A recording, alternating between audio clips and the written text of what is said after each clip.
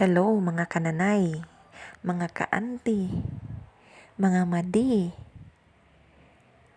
mga ginikanan, mga katabang, mga caretaker, o unsa pa may tawag diha, maayong adlaw sa tanan.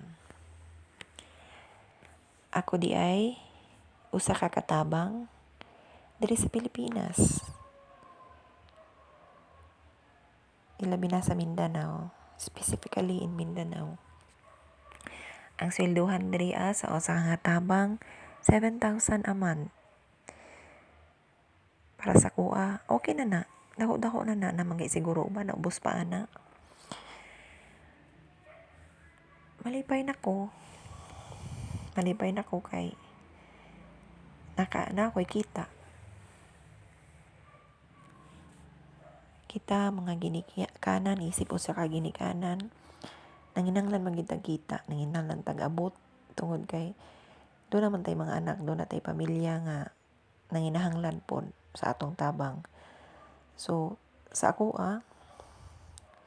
tungod kay di man ko graduhan, nang-apply ko pagkakatabang. Dili man pud ko maka-apply sa kanang mohatag bitaw og regular nga sweldo. Ang regular nga sweldohan diri sa moa 435. Pero dili ko basta-basta maka-apply tungod kay dili man qualified akong barog, ilabi na ang akong edad. So sa unang panahon, nagatrabaho ko as gwardya, front office desk. Sa Batan-on pa ko. Minimum wage. Pero karon nahulog ko og katabang. Tungod kay mo lang tungod sa akong edad. Unya na napud tay mga kanang kakulangon or mga kapansanan sa diha nga dili na ta halos madawat sa kompanya. Na ako nagpabilin ko, nang-apply ko as maid. Gamay ra ang sweldo tinuod. Gamay ra ang sweldo unlike sa uban. Ang akong trabaho, maglaba, magluto, manghinlo, magbantay, og tigulang. Pero okay ra. Dawaton ang tinuod kay mao man ay tinuod sa pagkakaron.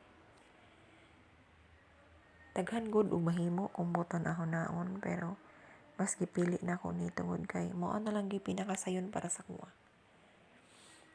Tuod man bisag unsa ka gamay, basta kay paiguan, malipay na pud ako mga anak kay makahatag ko sa ilang panginahanglanon sa eskwelahan. Bisag unsa pa man ka gamay, kinahanglan gyud imo na siyang dawaton, higugmaon kay aron do na kay kalinaw. Lisod kayo magtrabaho ka wala kay kalinaw, kanang dili ka happy kay wala gid kay peace of mind. Mao nang embrace kung unsay naa.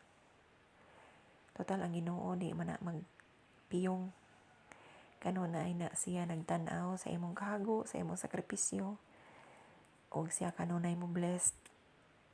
Labi na sa imong giampo nga panginahanglanon.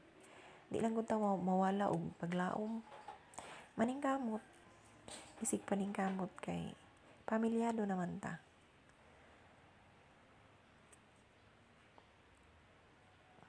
Dili lang gid ta magpakawala og paglaom.